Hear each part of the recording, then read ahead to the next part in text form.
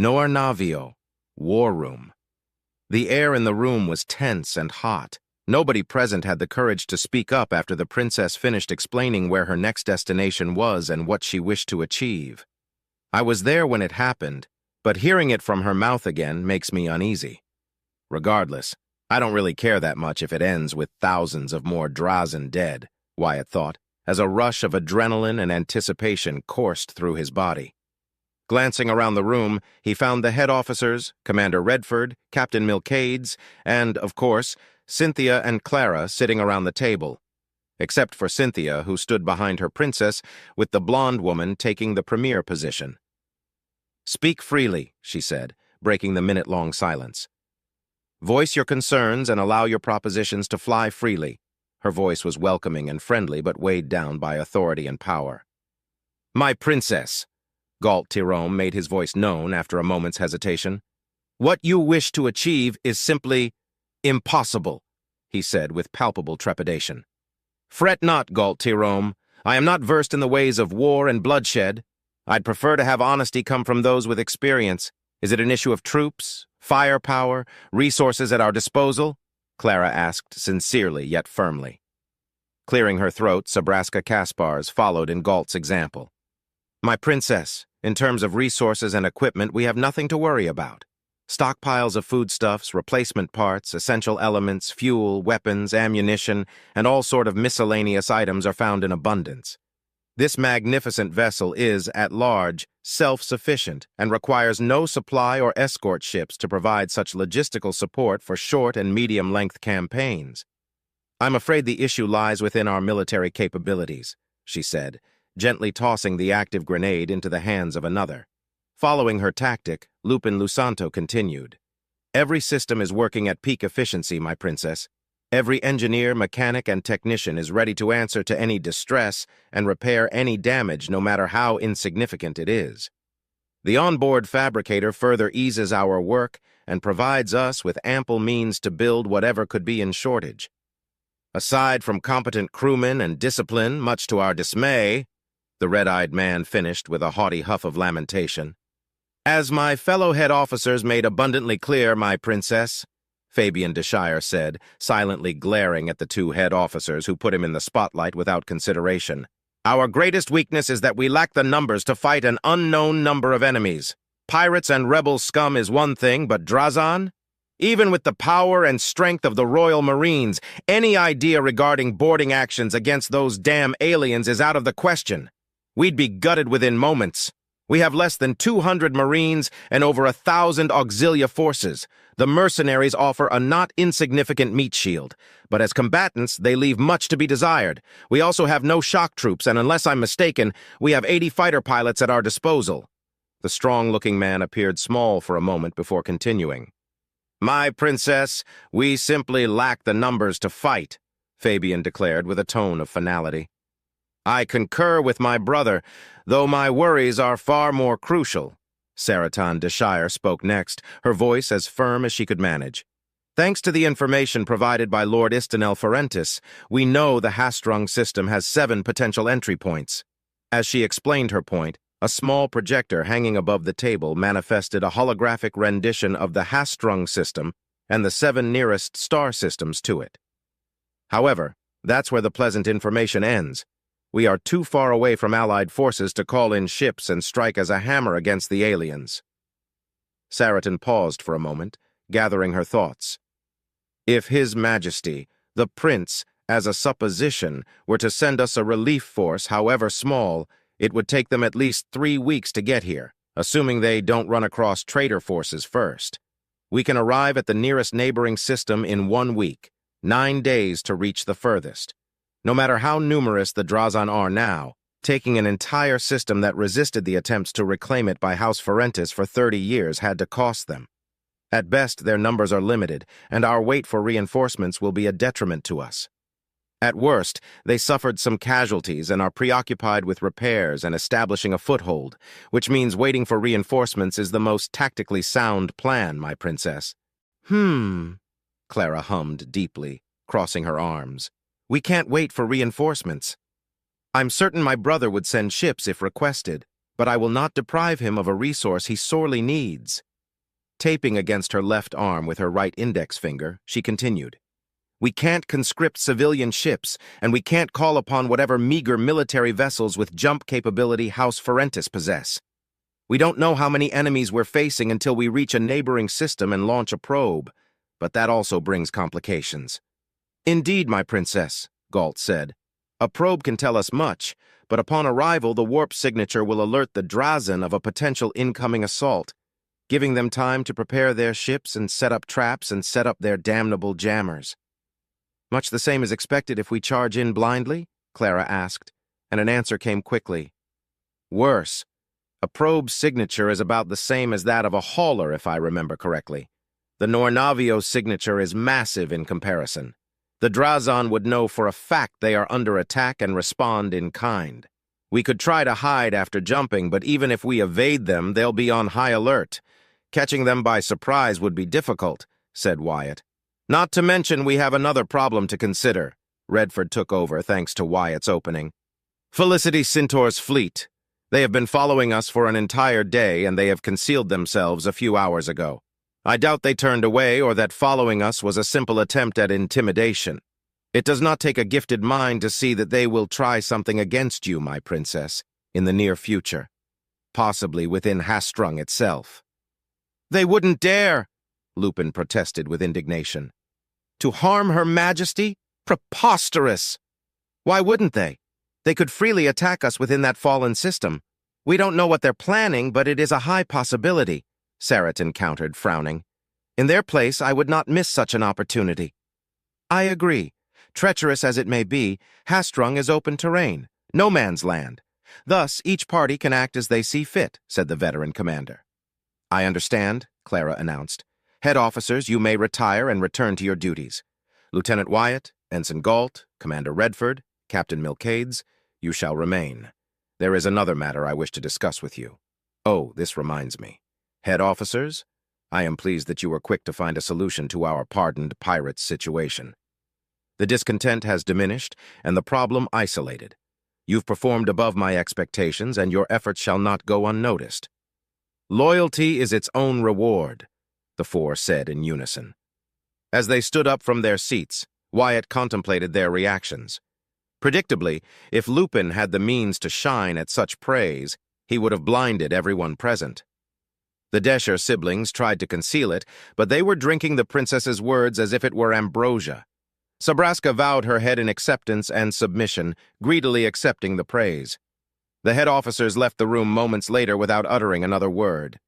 Internally, the pilot felt conflicted. On one hand, his more unhinged and cynical side wanted to mock the nobles for their reactions. On the other, his rational and objective side reminded him that he had done no better, far worse, in fact, whenever he received an honest praise from those who stood above him.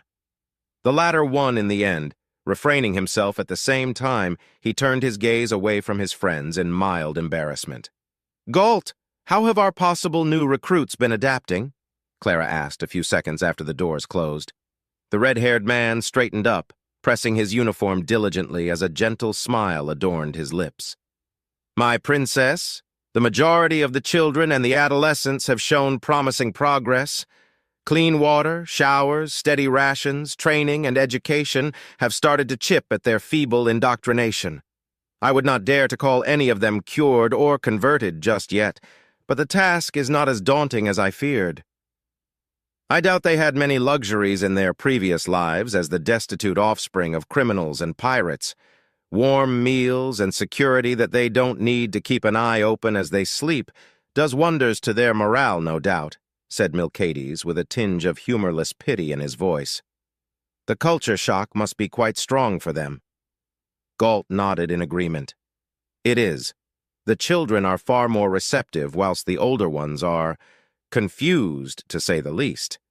They felt betrayed by their leaders and are suspicious that we will send them away just like the rest that didn't accept your most generous offer, my princess. In fact, knowing they were taken away whilst they remained behind has made them more welcoming to their education. It warms my heart to hear that, Galt, Clara replied, smiling softly for a moment.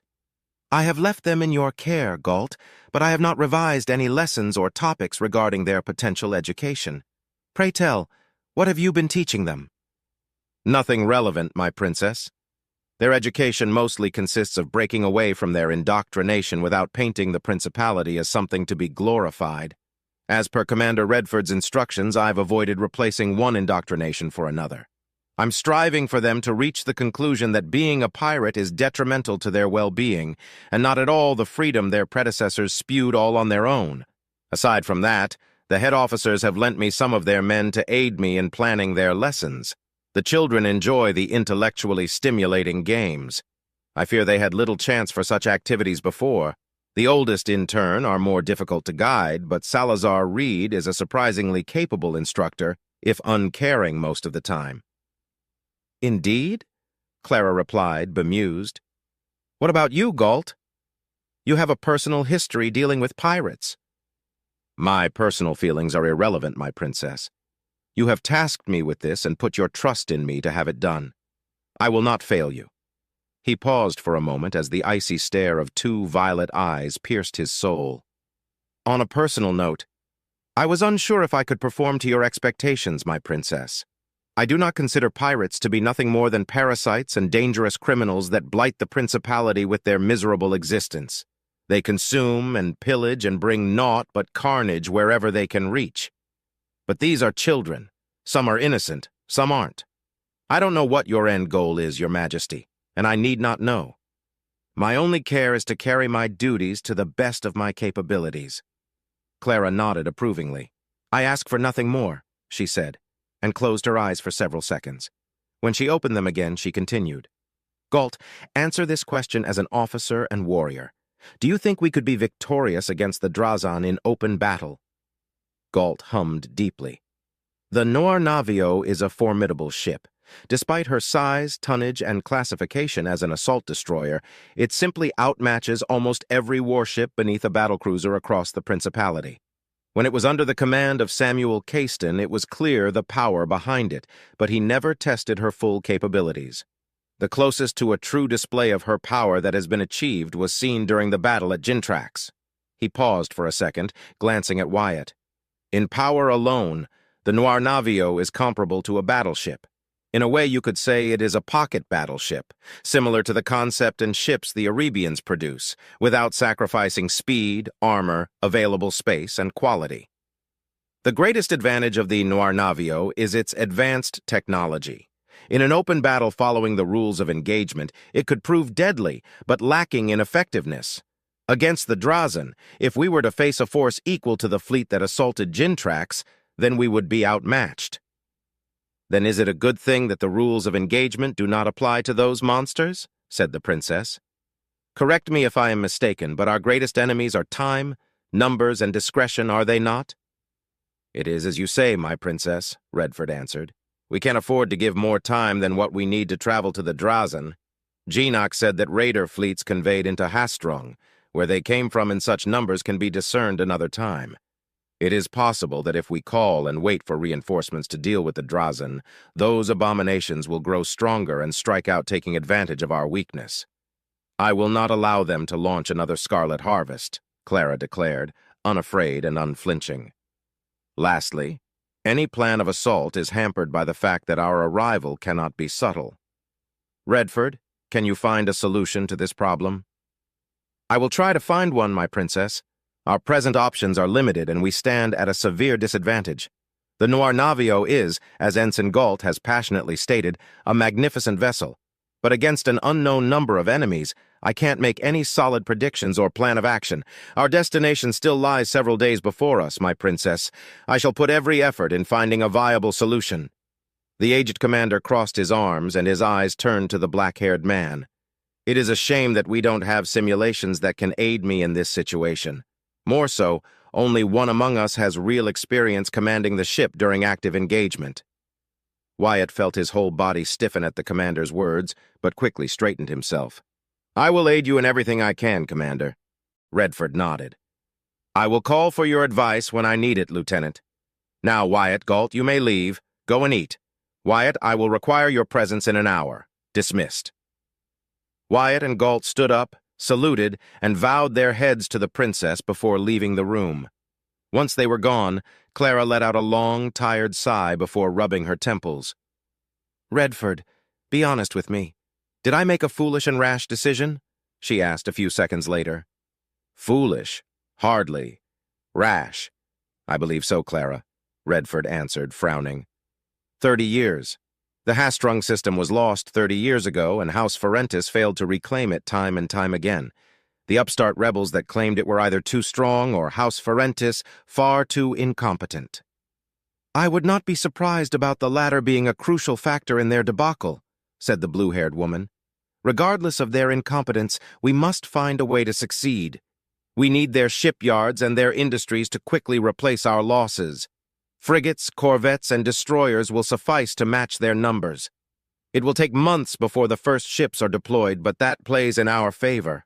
If I know my uncle, he will focus more on producing cruisers and battle cruisers. More resources, more time, more personnel," Clara explained as she stared at the map in front of her. "There has to be something we can do to turn the balance of fortune to our side. Forgive me, Redford, for in this field I am lacking." "Nonsense, Clara. I shall find a solution," Redford retorted with a warm smile. "Idea." All eyes turned to Milcades. "Why don't we let Wyatt take command of the Noir Navio during the battle? The interface is different in this ship, isn't it?" "That is a possibility I've considered," Redford answered.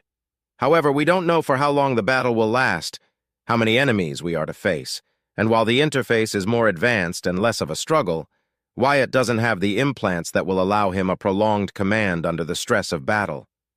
I will not risk frying his brain unless we have no other option. I will take command of the Nornavio in battle."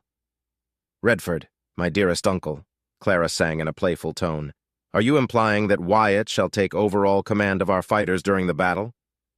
"It is a possibility," replied the gray-haired man. "I'm forming a multitude of plans and possible tactics that take into account what we could find in Hastrung. Before we jump in, we'll have to send probes to determine what we're up against before I decide on a viable strategy for battle." "He isn't ready for direct command," said Cynthia. "When he took command of the Nornavio, it was out of necessity. Before that, he proved to be a competent squadron leader, but nothing more. Yet he shines under pressure, and when he's allowed to think for himself," Milcades was quick to add. "Clara, if he fails to become a capable office, may I have him? I believe I can make him into an agent." "Milcades, I will not relinquish my personal pilot so easily." "Good try, though," Clara replied with a knowing smirk. The captain merely shrugged, smiling under his helmet. "That reminds me, what are your thoughts on our little incident?" "That it is a damn shame we couldn't get him when he was a child," Milcades replied. "Atuccio, Keela, Murtu, and Gaston were genuinely surprised by his reaction speed and immaculate precision. If I didn't know otherwise, I would suspect him to be an agent or a highly trained specialist of sorts. Luckily for you, Clara, he's at your service. It seems I will have to forget my plans to turn him into an infiltrator, but I can help him reach his maximum potential in the areas I can instruct." Clara's expression dropped slightly. "I doubt that such a broken mind would have been salvaged if he had, by some cruel joke of fate, been delivered into the hands of House Astor's agents or a wandering Royal Marine at that time." Cynthia nodded as she let out a deep hum. "My princess is right, Milcades. I still cannot comprehend how his mind didn't shatter utterly. That he managed to pull through for the most part on his own efforts is nothing short of a miracle. The training would have either destroyed what was left of his psyche or turned him into a monster." Brightness returned to Clara's face as she smirked and eyed Redford. "You could even say that he's paradoxical." "Please do not," Redford begged. His response was a giggle from the blonde jokester. "On a more serious issue, Clara, you should contact the prince once you've your decision." "I intend to do so, Redford. Thank you for worrying about my brother dearest," replied the princess. "Is there anything else that requires my attention, Redford? I'm the captain of this ship, after all." "Nothing pressing at the moment. I'll let you know if anything requires your participation or approval, Clara," came his formal reply. "We have much to plan and consider."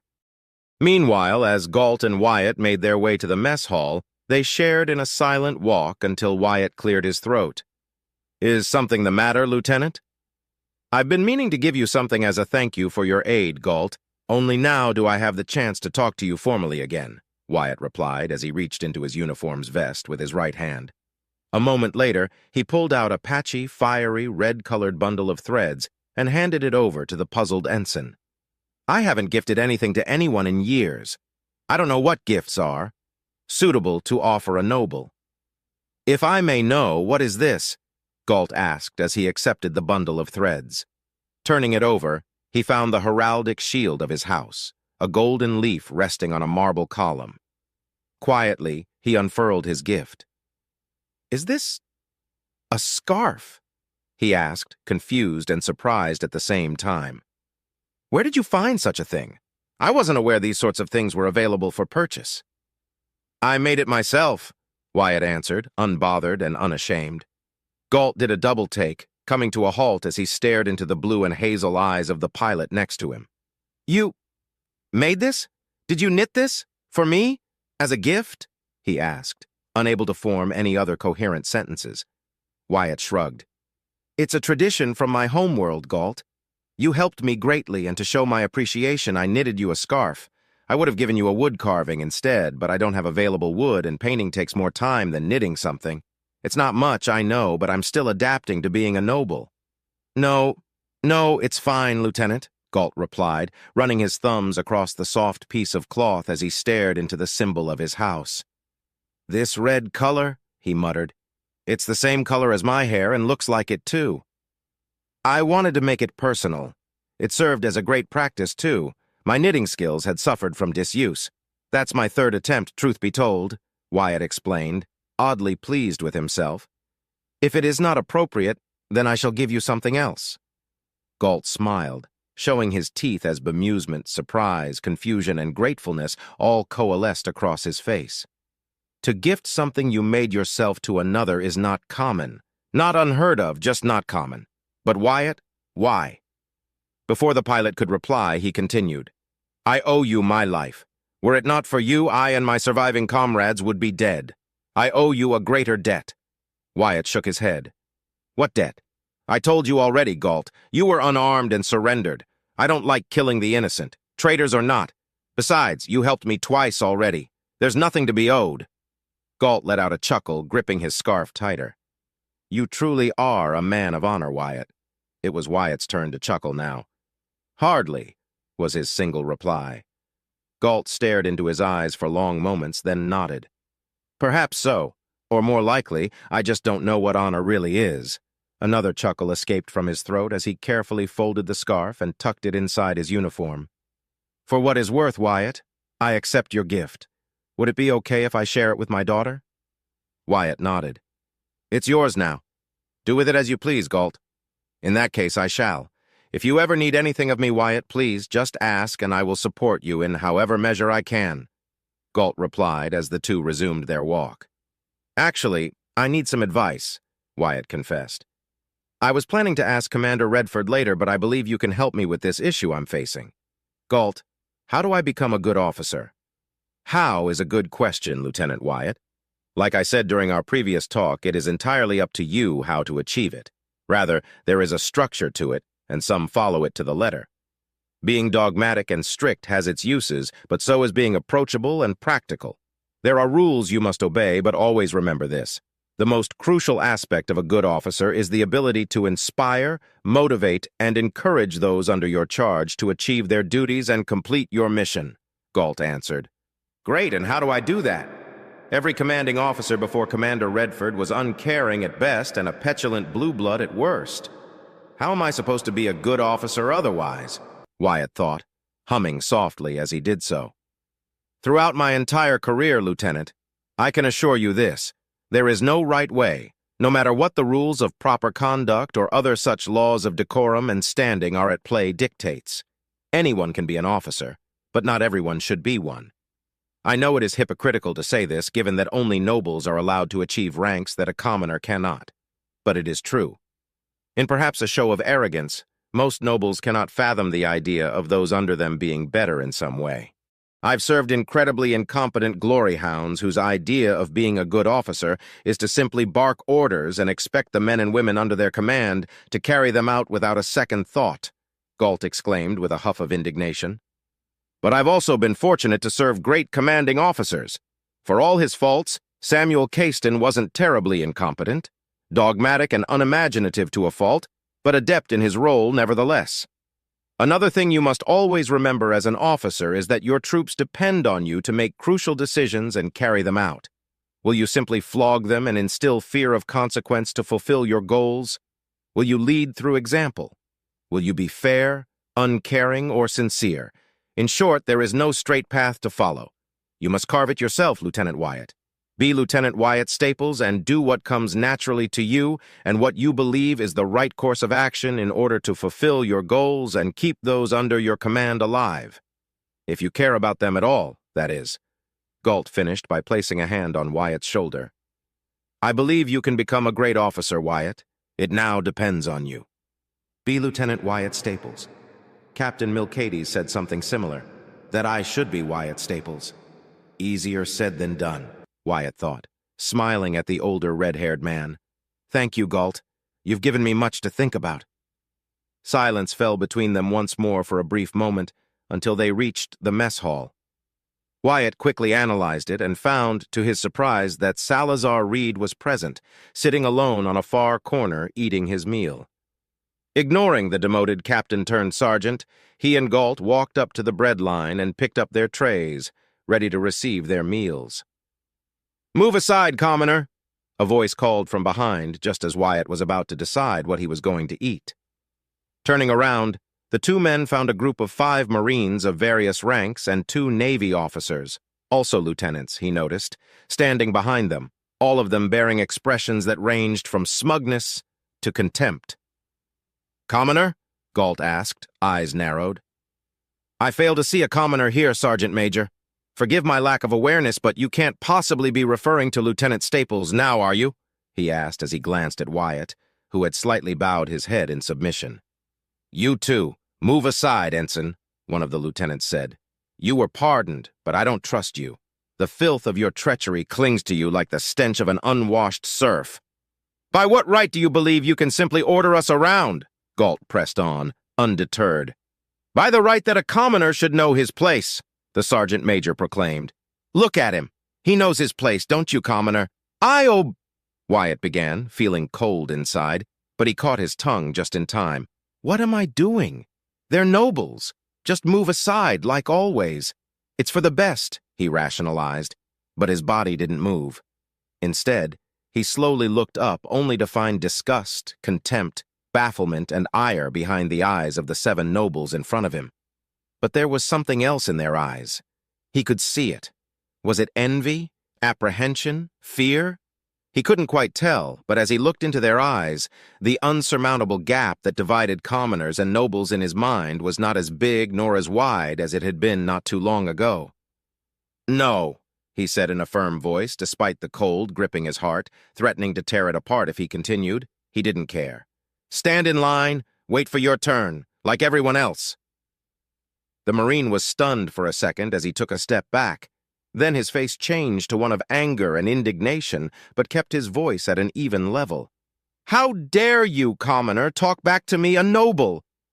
"I'm a commoner no longer," he replied, stopping himself from reminding everyone that the prince himself had ennobled him personally. It would be so easy to boast and brag, to sow fear into them just by using his proximity to Clara and Cynthia. The idea alone disgusted him so much that the cold grip around his heart melted away and then burned. There was no need to do something so vile. Instead, he opted for another path. "You're a mere sergeant major. I'm a Navy lieutenant. You dare give me orders?" No. The Marine took 2 steps back, clearly not expecting the blowback. Hurriedly, he glanced at the 2 lieutenants for aid, but they made the quiet and quick tactical decision to retreat. This isn't over, "Lieutenant Staples to you, Sergeant Major," Waite interjected. "I do not know what grievances you hold against me, but if you wish to settle our difference, a duel will suffice." Instantly, all color drained from his face, and, in an attempt to save whatever scraps were left of his bruised ego, he and his remaining comrades walked away without another word uttered. "Nicely done," Galt congratulated. "Are you feeling all right?" Wyatt shook his head. "Not really. I feel hungry and tired, but also fulfilled. Letting out a strained sigh, he turned to Galt. "Let's eat and forget about this." Galt nodded solemnly. "As you command, Lieutenant." "Do you have any idea what you've done, Salazar?" The ex-captain rubbed his bruised face. The impact of the rubber bullet had left a lasting mark that would remain for a couple of days more. Worse was the powdered paint. Easy to clean off armor and clothes, but it stuck to skin like a predatory parasite, which meant he had to bear the mark of his inglorious defeat in more ways than one. He didn't rebuke his wife's justified anger. He had no right to do so after his loss. "That's clear, Tuzia," he replied, looking into his wife's fiery gray eyes, her otherwise stunning features marred by an angry scowl and pursed lips. "I brought shame upon our house's name." "Shame?" Tuzia asked softly, flabbergasted for a moment after hearing her husband's reply. "Shame! Salazar, you repeatedly humiliated House Reed. Vashakati is beyond displeased. And Vasurt? He wanted your head. It was only through Vashakati's intervention that you're still alive. He convinced his brother to let him decide your punishment himself." Salazar lowered his head in shame. He wanted to be angry. He wanted to rage and shout, but the experience had left him drained in more ways than one. "Then I shall accept my punishment with the scraps of dignity I have left, Tuzia." "You better be ready to grovel and beg for mercy, Salazar," Tuzia remarked angrily. "How could you? During the banquet to celebrate and honor His Majesty the Prince? All for what? That idiot brother of yours?" Salazar frowned slightly. "Leave Abacus out of this, Tuzia. How can I, when his death was the catalyst that pushed you to seek blind vengeance?" Tuzia argued back. "You were the only one that loved that fool. Tell me why, Salazar. Why did you pursue retribution for his death when it wasn't warranted?" "You only say that because the prince himself elevated the man to a knight banneret. Otherwise, you would not argue. In fact, you would have done the same if any of your sisters, Jacine and Henrietta, had died instead of Abacus and you were in my place. Our house was shamed with his reckless death whilst under the command of a then mere commoner," Salazar countered.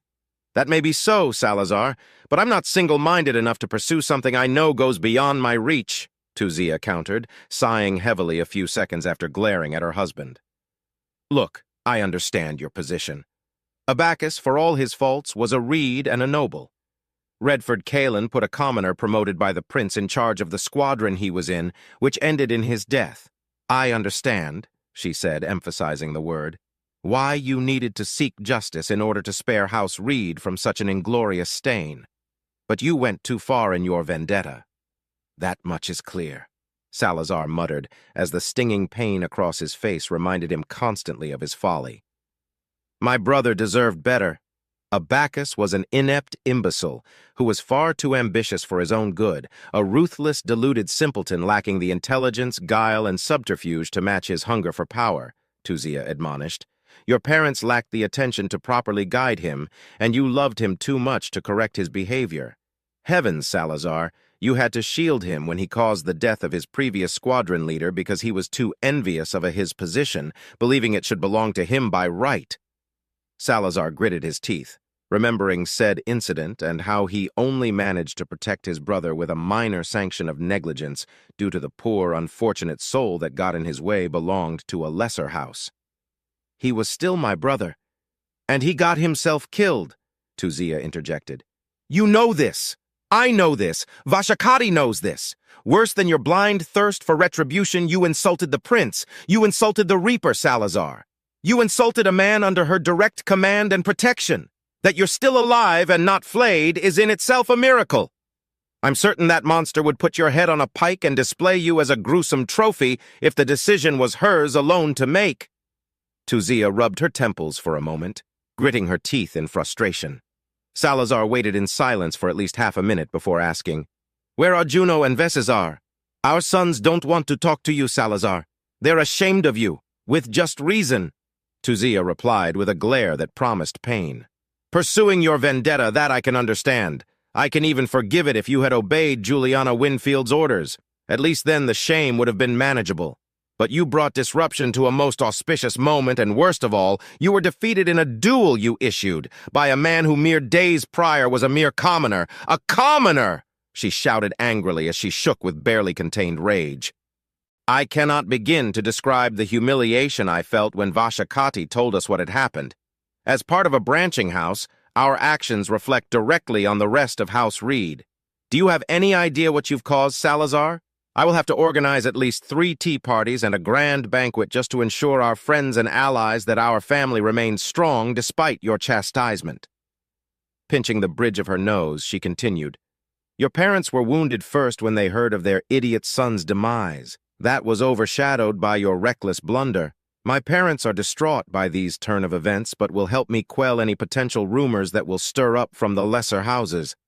Salazar listened in silence, taking in the verbal beating his wife delivered upon him. He couldn't blame her. After the rage subsided and the reality of his situation and actions sunk in, he knew he had made a serious mistake. Separated by light years in distance and with a succession dispute raging, he had no means to go back home. Even if he could, the humiliation dealt to his house would only increase if he ran like a coward. More so than that, however, he knew Vashakati would prevent him from escaping without issuing his punishment. I'll find a way to mend the wound left by my defeat, Salazar promised. This war shall offer me many opportunities to cleanse my name from shame and restore the honor of House Reed. His wife rolled her eyes before slamming both hands onto a hard surface. Vashakati will show restraint, but will deliver unto you no mercy, Salazar. He won't exile you unless he's willing to risk tearing the wound you provoked open. She let out a tired sigh, pointing an incriminatory finger at her husband. You will take your punishment and beg your uncle to spare you, Salazar. Your reputation has been crippled, if not entirely ruined. Our position of favor with Vassort will surely be affected thanks to your idiocy. My parents are now old. Neither of them can hold the position of head of our family for long. I'm the only viable option. My punishment will be measured, Salazar replied with a confidence he did not feel. For our sake, Salazar, beg the prince that you're right. Tuzia glared one last time. The only way for you to regain your honor is to destroy that damn upstart. Salazar frowned. If you wish to deliver me from life, dearest wife, a poisoned dagger plunged into my heart or back would be far more merciful. And now you show your cowardice? She exclaimed, irritated. He's a simpleton at best, Salazar. I'm certain you'll find a way to strike him down. Anything can happen in combat. Even if I would entertain the idea, Salazar began, his frown now turning into a glare, I'll likely be sent to a support vessel or demoted a rank or two.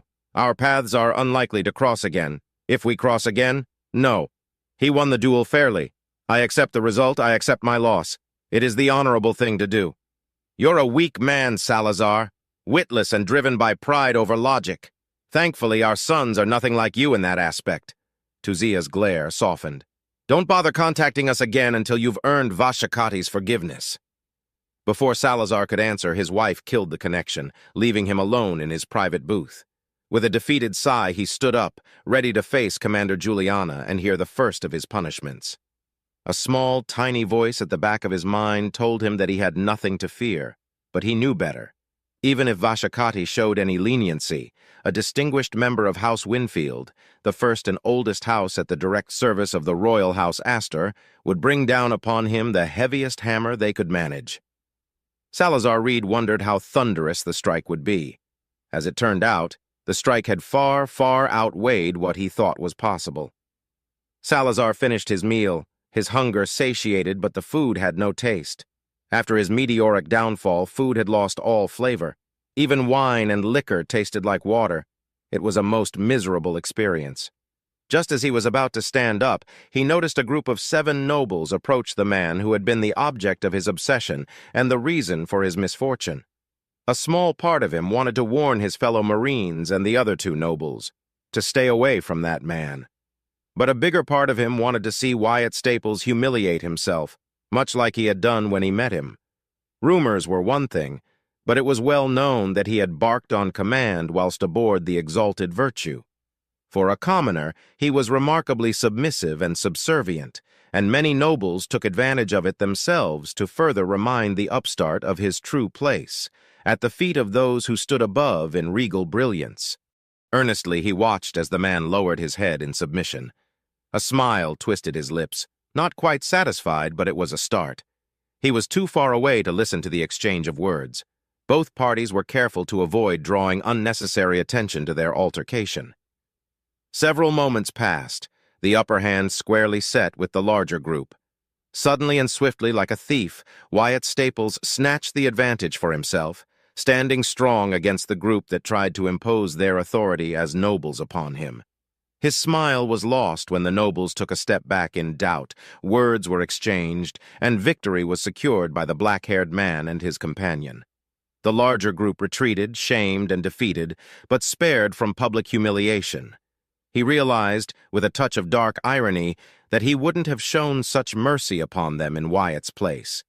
He certainly would have done his best to bring the man low had he joined them when the temptation caressed his heart. His bruises were gone, his lashing strikes healed, but the memory remained, the shame, the humiliation, the pain. They remained embedded in his memory. Slowly, Salazar felt the sick, parasitic joy of seeing the man who had cost him everything be brought low by another turn into a seething rage. Such feelings were quick to die, replaced by a void of surrender that he was now more than familiar with. He watched in silence as the two men received their rations, sat down, and ate at a moderate speed. The now sergeant waited and waited, not knowing what to expect or why he remained there, watching in silence as the damnable pilot who killed his brother ate without any remorse or care. He was about to stand up and march straight at him, consequences be damned, but the memory of his cold, focused, unfeeling brown eyes that pierced his very soul came to the forefront of his mind. His eyes were different now. Vibrant blue like a glacier's adorned his right, while his left was of a deep, vibrant hazel that was, impossibly, even colder than his blue one. But the feeling was the same. His bubbling rage died as abruptly as it had emerged. Defeated and without the need for retribution and revenge clouding his mind, the truth reared its ugly head. As much as he loathed it, he knew the truth. Nothing could change it. There was nothing to be done. The sound of footsteps coming to a halt next to him caught his attention. Looking up, he saw Wyatt Staples and his companion staring at him. It was only then that he realized the red-haired man was Ensign Galt Tirome, the man in charge of re-educating the lowly pirates the Reaper had adopted for some unknown reason. "May I help you, Ensign Galt?" Salazar found his voice. It was lacking the fervor and might he once had as a Marine captain. "Were you at all involved?" Galt asked in a serious tone. "I saw you looking rather expectantly, as if I could conjure any support to do something so petty," Salazar replied, pushing aside his empty, forgotten tray. "Their actions are their own. I have no leverage, influence, or standing to spare." His eyes shifted from the red-haired man to the heterochromatic man next to him. A shiver ran down his spine, but he glared at him all the same. "You know, if you wanted to gloat, you didn't need an excuse to come and see me, Lieutenant Staples." Wyatt crossed his arms. "Coming to talk to you was Galt's idea, not mine." Salazar scoffed. "Right," he said, turning to face them but remaining seated. "Go on. Gloat. You defeated me in combat. I received my punishment for my failure. You're within your right to push me down further against the mud. You got what you wanted, Staples."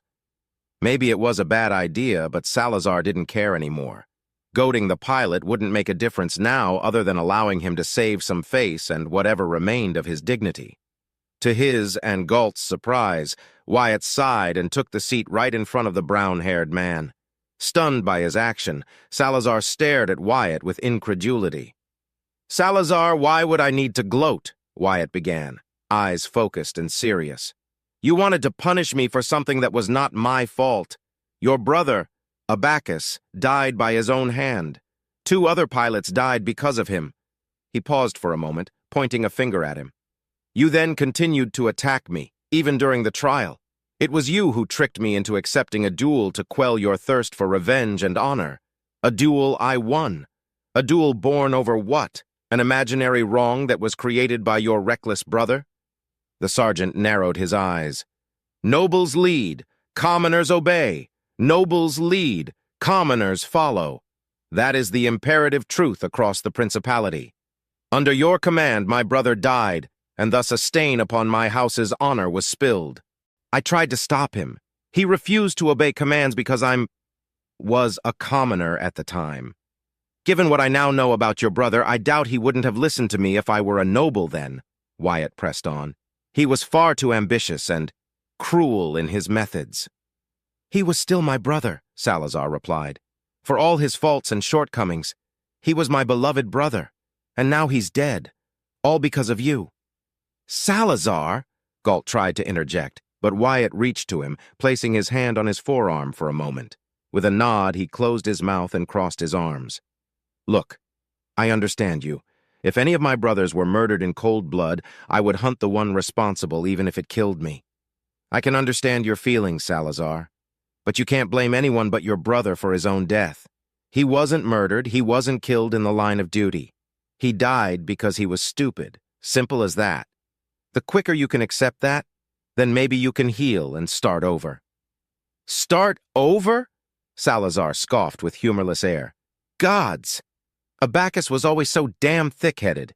He failed to become a Marine, did you know that? Salazar asked rhetorically. Reckless, hot-headed, eager to earn glory, ambitious, stupid, and so infuriatingly conceited. I wanted the best for him, but he was so... I protected him too much, this I know. But I loved my brother. He and I share the same parents, my other siblings I care not for, but now he's gone.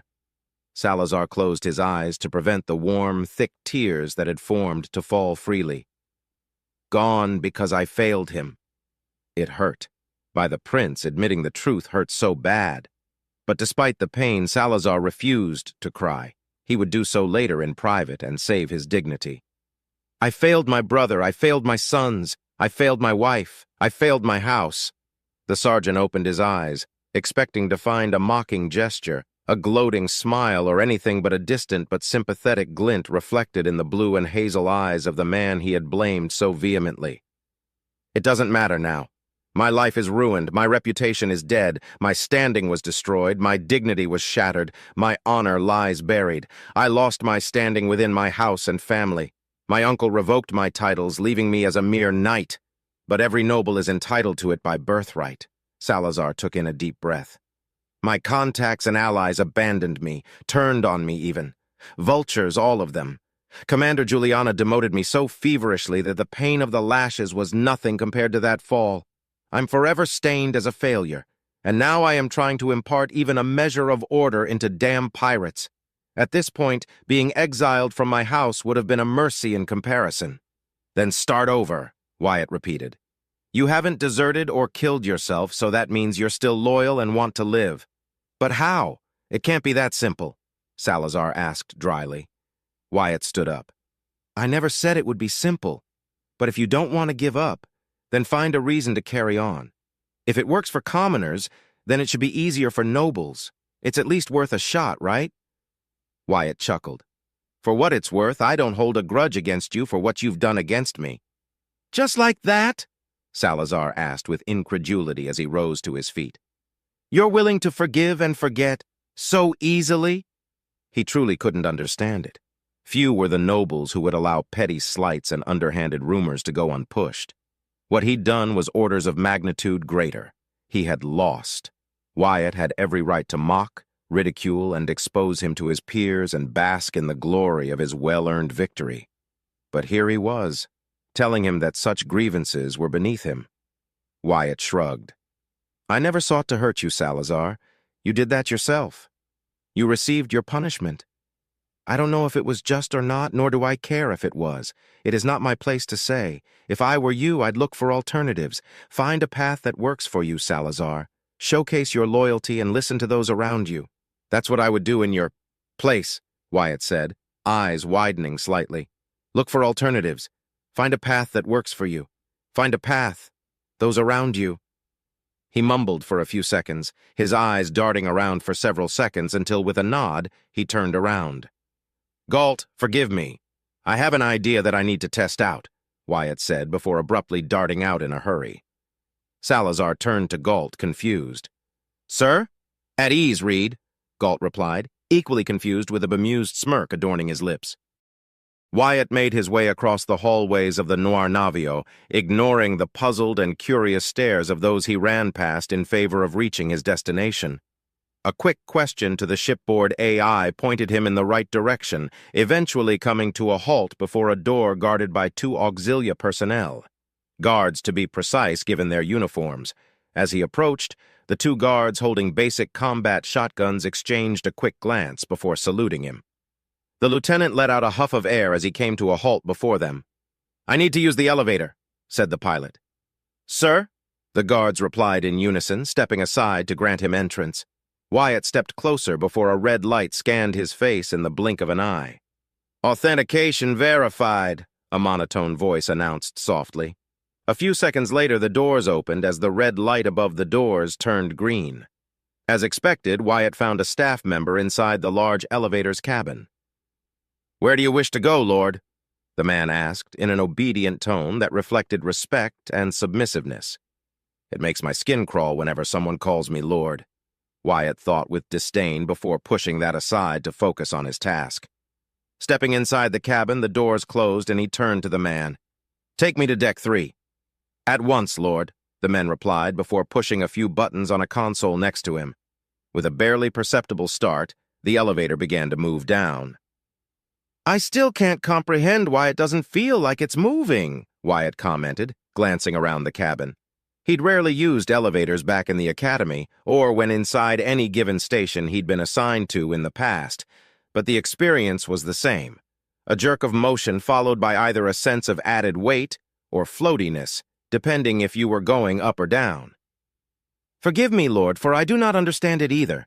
I'm merely an attendant and general operator," the man apologized a moment later. "I wasn't blaming you, and please, you don't need to call me Lord all the time. My rank is enough. I would prefer that," Wyatt said sincerely.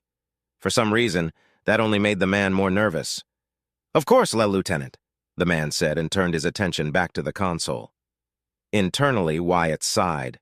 Ever since the prince promoted him to the rank of lieutenant, he had practically cut ties with the rest of the commoner personnel aboard first the Exalted Virtue, and now on the Noir Navio. It wasn't his choice to make, but there was nothing he could do about it either. Less so now that he was a noble. His life had been completely flipped over, and while he was starting to find his footing again, it wasn't an easy process by any means.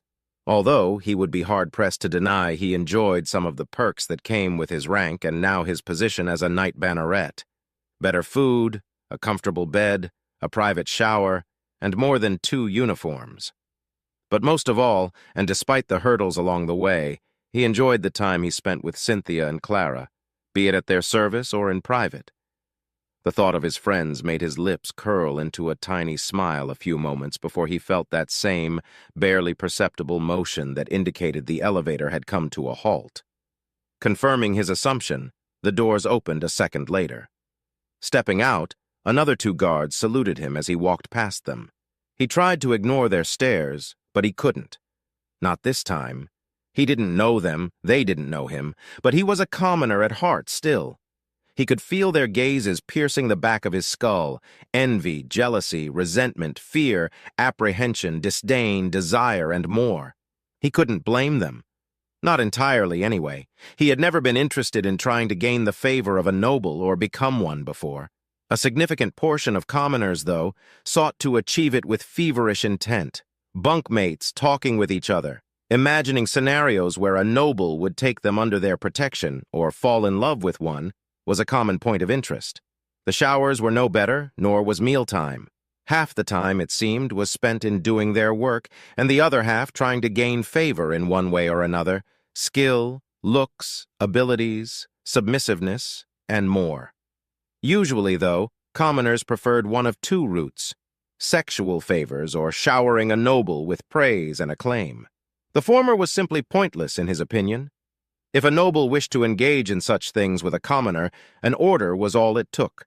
Depending on the noble, that was either a strike of good luck or a harrowing experience. In Volantis, it happened, though nobles, even those from lesser houses, viewed themselves as superior, for they were in standing and by the sheer virtue of being insufferable blue-blood idiots and wouldn't sully themselves with mere commoner stock. But bastard children coming from noble lineages were a thing, after all. Back in the academy, it was far from uncommon to hear rumors about such things happening. It rarely ended well, though he did hear about a lucky sod that was taken in by the lady that took a liking to him. Most of the time, though, such matters were solved behind closed doors. Thankfully, pregnancies and STDs were prevented thanks to inoculations, allowing intercourse to happen on a regulated basis. The second method was by far the most preferred by overreaching commoners. Most nobles were easy to please with praise, adoration, and doing everything they ordered. He never got involved in those problems. His reputation as submissive but lacking in assertiveness protected him well. In the academy, nobles formed groups and factions, usually with a crowd of commoners following them closely, trying to be the favorite of any given blue blood. Fake words and praise, all aimed to stroke the flames of their already bloated egos.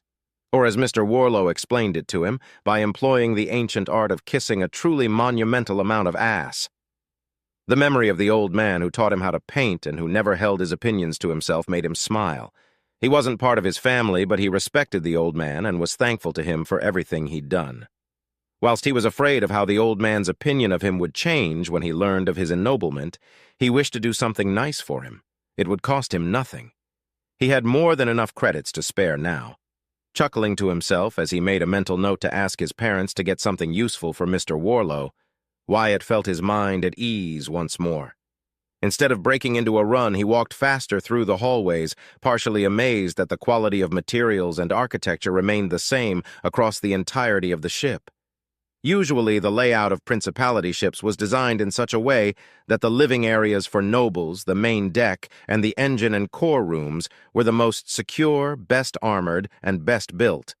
The remaining areas suffered a significant dip in quality since they weren't as important. Whoever built the Noir Navio and the other black ships thought otherwise. It took him a few more minutes of silent walking until he reached his destination, the main shield control room. To his surprise, Lupin Lusanto, technician-in-chief, was present in the room. He was flanked by 3 assistants while a dozen technicians and 4 engineers carried on their duties. Only the 2 guards posted outside the room greeted him with a salute. Apparently, that was enough for the red-eyed man to notice his arrival. Giving the datapad he was reading to one of his assistants, the man approached him. "Lieutenant Staples, I was not informed that you were coming," he said with a posh tone. "Is there anything I can help you with? I assure you everything is working at peak efficiency. Her Majesty will not find my efforts wanting." Wyatt resisted the urge to raise an eyebrow, managing in turn to raise his left hand apologetically.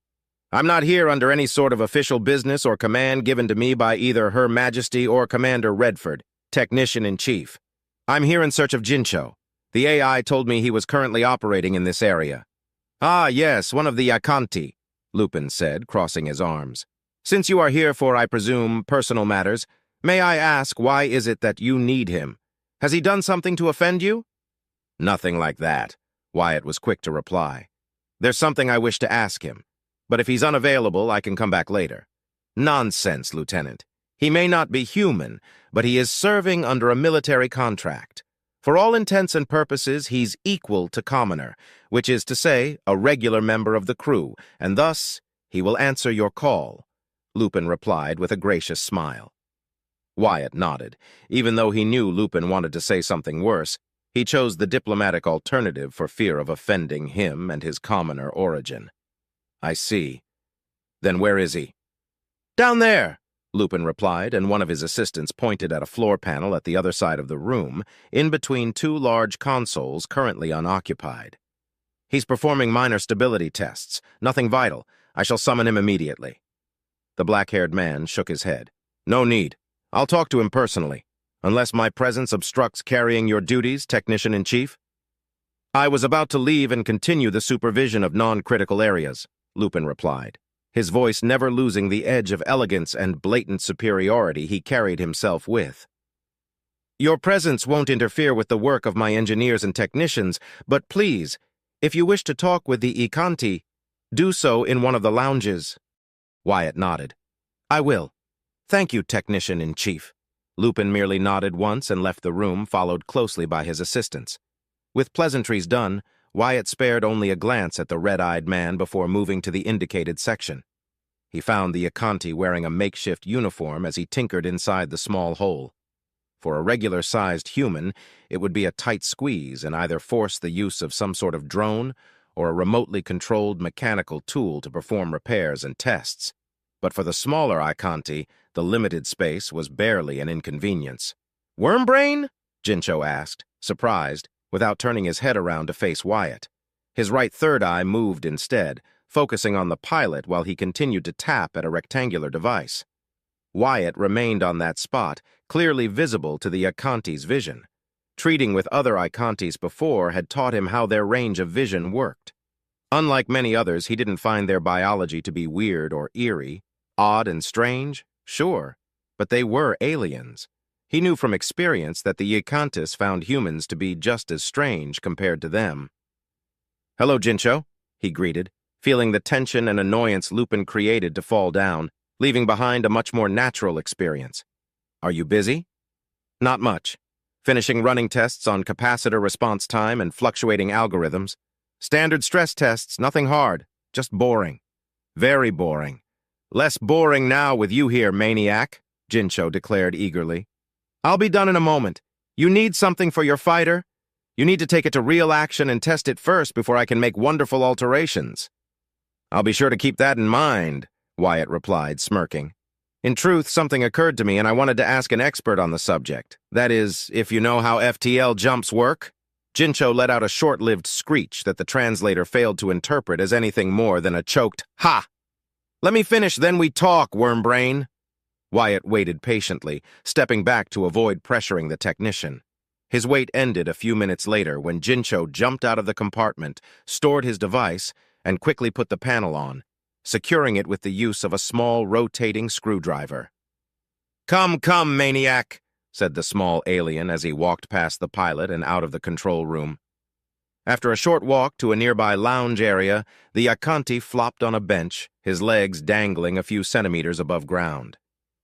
"You interested in technology?" he asked all of a sudden whilst patting the spot next to him. Wyatt sat next to the Icanti, shaking his head. "I know how to use what I need, but I'm no technician. Not even a mechanic. I can't fix anything if it breaks or stops working correctly." "Hey, Wormbrain," Jincho teased. "What you want to know?" The lieutenant paused for a moment, gathering his thoughts and putting them in order before speaking. "I have a problem I need to solve, but I don't know how to. I thought that asking you would help me find a solution since you are the smartest Icanti I know and the best technician, too." His words were honest, though the flattering intent was there. If there was one thing he'd learned about Jincho, it was that praising his skills and intellect worked wonderfully. It also helped that, unlike many nobles who demanded respect, awe, and praise for not forgetting how to breathe, Jincho only desired recognition of his work. Jincho's feathers stirred for a moment, taking in the praise with open arms. "Go on." "I need to jump into a system, but every lane ends up with the same result. The enemy will detect my arrival due to the warp bubble breaking." "Is there any way to minimize the warp entry?" Wyatt asked as nonchalantly as he could manage. "Wormbrain, how do you think FTL jumps work?" Jincho asked, all 6 eyes blinking in confusion. "You tell the AI where you want to go, the drive activates, and then you're there a few moments later?" Wyatt replied, shrugging. "I know you first need to be far away from the influence of large celestial bodies and be close to a lane before the jump can happen." "You're not wrong, Wormbrain, but you're not right either," Jincho replied, scratching his neck for a few seconds before continuing. "First of all, what you call lanes don't exist." Wyatt blinked in surprise. "That can't be. I've used lanes all the time back when I was a compost hauler." "I know. The hierarchy has them too, but lanes don't really exist," Jincho said, bringing up both 6-fingered hands and raising his index fingers. "There isn't anything connecting star systems together. We're all just floating and drifting through space where gravity tosses us around like seeds on a basket. A lane only exists thanks to how the jumps work." Wyatt listened intently, soaking in the new information while his brain painted a broad picture of what Jincho was saying. The warp drive or blink drive, or however you want to call it, works in 2 ways. First, inside a system it makes a small bubble around any ship equipped with a drive. This way, we can accelerate and decelerate faster and easier than any conventional ship. It can't fling us instantly, and it can't halt the ship abruptly. Otherwise, we'd be stains across the walls. Jincho chuckled. The drive only smooths the laws of physics to make sublight travel more comfortable and steady for us squishy organics. But to make FTL jump, simple rules follow. You want to exit a system as quickly as possible and enter another as close to the gravitic influence of the local star as possible. Wyatt hummed. To save fuel and shorten travel time? Jincho nodded quickly several times. Yes. Lanes are what we call the shortest route between two systems. But jump points don't exist either. Everywhere outside the gravitic influence of a star and other large bodies like dense rocky planets and gas giants can be a jump point and an exit point. FTL jumps are tricky. The Akanti moved his fingers closer together. When making a jump, you're not twisting space-time, wormbrain. You're opening a tunnel to a hyperluminical dimensional space where the laws of our universe can be ignored for a brief moment. That's what allows FTL jumps to be possible, but how to do it is the hard part. Tearing open space is the easy part? Wyatt asked, incredulous. Tearing open space? Gods no. I said that the drives don't twist space-time. Nothing can travel faster than light due to relativity and time dilation.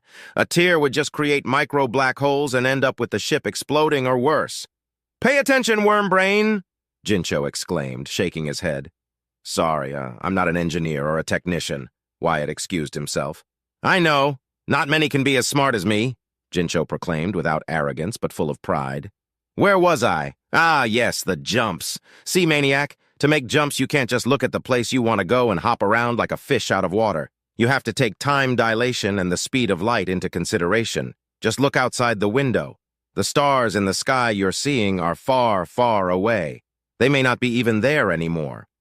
To make a proper jump, you need to consider distance, movement, space-time dilation, and the amount of power the drive is going to use before you set the coordinates for the exit point. I can barely understand what he's saying, but it sounds as if a jump can be as short or as long as I want in open space, Wyatt reasoned, crossing his arms. In that case, entering a system can be done from any direction. Precisely, wormbrain. In the space between stars, only distance and gravitic influence how far you can go. It is rare, but some jumps are cut short thanks to rogue planets or undiscovered black holes, but the latter can be easily spotted with gravimetric sensors and proper telescopes, said the Akanti. But that doesn't solve the problem. Upon exit, the warp bubble ruptures and the signature will be picked up by almost every sensor and station in that system, Wyatt repeated, frowning. Then all you need to do is exit outside the detection range of the sensors, Jincho answered instantly. That can be done? Wyatt asked, baffled. That's what navigational AIs are for. Making the calculations and pinpointing exit coordinates would take days without them. The AIs have safeguards against tampering, but Principality security is not very good, Jincho replied, feathers shaking for a moment. It can be dangerous, but only slightly more than a normal lane jump and exit point. The problem is travel time. It could add 1 or 2 extra days of sublight travel into the system. And you know this how? Wyatt asked with a raised eyebrow. How do you think me and my fellows left the hierarchy? Jincho replied with a tone of smugness. Wyatt was sure that if he could, Jincho would be smiling from ear to ear. Would that prevent any potential enemies from detecting our arrival? Jincho nodded, lowering his hands. Pretty much. A ship exiting FTL is like a rock tossed into a lake. It creates ripples that are easy to detect by anyone nearby, but those outside the range can't see it. The ripples also cease quickly and the water returns to normal. The universe is like a tasty Nalak worm that wriggles when you poke it but calms down quickly. You won't be detected unless there's a deep space station nearby. Wyatt smiled broadly as a fire spread from his stomach to the rest of his body, filling him with satisfaction and hope. Jincho, I think you've opened a path we can use. I have what now? Jincho asked, confused as he blinked each set of eyes one at a time. The lieutenant stood up. Come with me. There's someone that needs to hear this. A quick notification sent by the AI told Redford that Wyatt Staples plus another crew member were outside the war room requesting entry. Redford made a quick note that Wyatt still had 20 minutes to spare before he was supposed to report back to him. Intrigued by what had made his second-in-command report earlier, and with company no less, he ordered the AI to open the doors. An eyebrow was quick to rise when he saw the lieutenant flanked by a Yikanti. Lieutenant Staples, you're early and with company. If you needed to report something to me, you could have done so through the communications AI. Apologies, Commander Redford, but I believe this is a matter too delicate to not speak it in person, Wyatt replied, inviting Jincho to step into the room. Once inside, the doors closed and the two sat down, much to Redford's surprise at the lack of manners the Akanti put on display. It took him a moment after to realize that the Akanti in question was the rambunctious Jincho. Stifling a sigh, he turned to Wyatt. I believe this must be important, he asked seriously.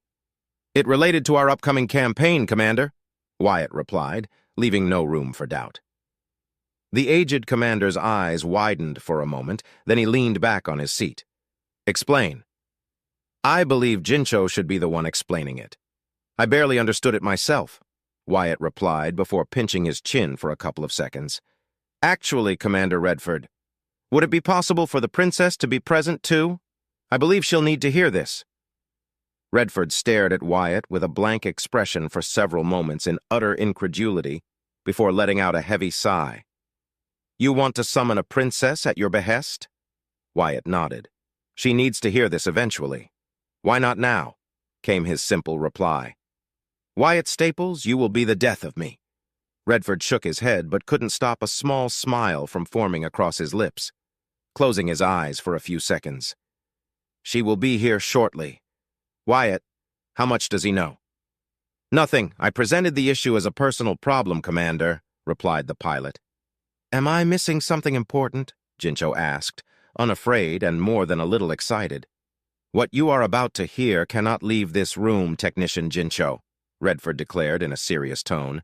Do so, and you shall be censored and punished severely before being thrown out of the nearest airlock. Am I understood? Crystal, Jincho replied, giddily. No need to worry, Commander. I can keep my beak shut tightly, most of the time. For your sake, make that be all the time, or I shall shut it permanently myself, Redford warned, but the Akanti seemed unfazed by the threat of violence. A few minutes of uncomfortable silence later, the door opened to allow Clara entry into the room, followed closely by Cynthia. You desperately need the Dacus implant, Wyatt. Your incapability to connect to any network is proving to be detrimental to two-way communications. Clara jested in good humor as her eyes landed on Jincho, who in turn waved a friendly hand at her. Giggling at the gesture, she imitated it. Jincho is your name, if I recall? The little rascal that hacked our communicators, Cynthia added, staring silently at the alien. Jincho stared Cynthia back for several seconds, then turned to Wyatt. She wants to eat me. Wyatt had to bite down his tongue to stop him from snorting a laugh. Clara was not so courteous, choosing instead to cover her mouth to hide her smile as she softly laughed. For her part, Cynthia stared at Jincho in disbelief, flabbergasted by his suggestion. It only lasted a moment before the blue-haired woman protested.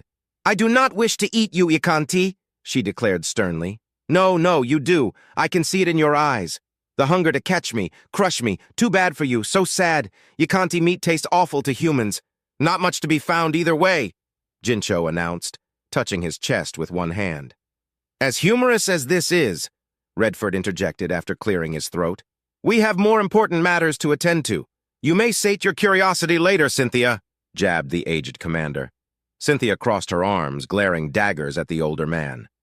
Wyatt, if you will, Redford ordered. The pilot took a deep breath, calming himself. Of course, Commander. Jincho, could you tell them what you told me? Jincho nodded and began to speak. The conversation proceeded almost identically as it had gone with Wyatt. By the end of it, Redford was silent and in deep thought while Clara was outwardly calm and collected, but Wyatt suspected that she was formulating plans and schemes with the newly available information. Could be done, Redford? Clara asked after a few moments of silence. Such tactics. I wasn't aware something like that could be done in such a manner. But Jincho is correct. The Arabians employ similar assaults into our space, and it would explain how some pirate assaults have caught entire stations by surprise in the past. Bringing up the map and the systems surrounding Hastrung, he crossed his arms. Our pursuers will expect us to launch our assault from Kaltashi, Benstrung, or Jilo. You could enter from that system over there, Jincho interjected, pointing at a system that was 10 light-years away from Hastrung. HD-19 P-Cal. Hastang? Redford read. It's a brown dwarf. It doesn't even have planets or asteroid belts. It's an empty system with only a comm buoy that's replaced every few decades. You'd entered from the top of the Hastrung system. You can exit inside the interior limits of Hastrung's Kalzak Veil and remain undetectable, Jincho explained. Exiting in the interior edge of the system's Oort cloud would be disastrous, Redford countered. As we exit, a stellar body could strike us in the moment of vulnerability. Space is big. Chances of that happening are unlikely even in the middle of a Kalzak Veil. The warp bubble will push away dust particles and small bodies as it always does. The risk is minimal, Jincho argued. Better take the risk and catch those monsters by surprise, yes? Jincho is correct, Redford. If our arrival is masked and undetected by our enemies, then we will remain the upper hand, Cynthia commented. It goes against all regulations. Tampering with a navigational AI without destroying, it will be a difficult task even for Milcades and the Royal Marines. Not for me, Jincho jumped on his seat. I can't convince the AI to let me alter it without risk. All I need is permission from Pretty Eyes, he said, turning to Clara. Pretty Eyes? Cynthia exclaimed, outraged. She's a princess, you crass, insolent... Her words died in her throat when Clara raised a hand. Our Ikanti friend may have solved our problem, Cynthia. I believe I can ignore his lack of manners in turn for his kind assistance, Clara proclaimed with a friendly, warm smile. Technician Jincho, you have full liberty to do what must be needed. Will you require anything as compensation? I can significantly increase your salary or offer up a substantial reward in return. Jincho shook his head. No need, Pretty Eyes. I do it with gusto. Drazan dead shall be my reward. Hate those things. I can see why Wyatt has taken a liking to him, Cynthia murmured, unheard by everyone but her best friend. We shall discuss rewards if we are to be victorious and survive the coming battle. You will not go unrewarded, Technician Jincho. Wyatt, I congratulate you for your forward thinking. When we were blinded, you found a solution. Pray to tell, what inspired you to make such a move? Clara asked as Cynthia helped her up. An encounter with Salazar Reed. Not to worry, it was a peaceful discussion. It opened my eyes, truth be told, to search for another path. We faced a problem we couldn't solve, so I decided to ask someone who might, Wyatt replied, smiling at Jincho, who was adoring being the center of attention. Well done, Lieutenant, Redford commented. Wyatt, I will require your attendance after your duty shift is done. Celebrations are in order, and I wish to spend time doing something productive with my hands, Clara commanded. Of course, my princess, Wyatt replied, bowing his head slightly. Moments later, his friends left the room, leaving him with Jincho and Redford, but not for long. Technician Jincho, you may return to your duties. I've already authorized a serving of double rations and 2 extra hours of sleep for you as a preliminary reward, said the commander. You can begin your work on the navigational AI after we leave this system. Understood, Commander. I'll be ready, Jincho saluted before jumping down. Oh, be sure to save telemetry data and video recordings when you put the hurt on the bloody Drazan maniac. Gotta see what else I can improve, declared the avian alien before exiting the room. I repeat, well done, Wyatt. You saved me and Clara much-needed time. She needs time to think and relax after the news we received not too long ago, Redford declared, letting out a frustrated sigh. What happened, sir? Wyatt asked, worried. Someone infiltrated Finnegan Networks and uploaded a video intending to damn and smear the prince's reputation. It frames him as the one responsible for ending the miserable life of Frederick Anderson. Luckily for us, we were able to prevent the video from spreading inside our network, and Lukács Ishtal managed to stop the transmission a third of the way into its runtime, but the damage was done. More than ever, failure is not an option for us. Tell me what I have to do, Commander, Wyatt answered, stoic and serious. Clara needs a friend at her side besides Cynthia and Milcades right now. You will be dismissed for the rest of the day and tomorrow after we're done here. But first, I need you to tell me something. He leaned forth. Tell me everything you can remember about your experience commanding the Nornavio. Every detail, no matter how insignificant. Wyatt nodded. Gladly, Commander.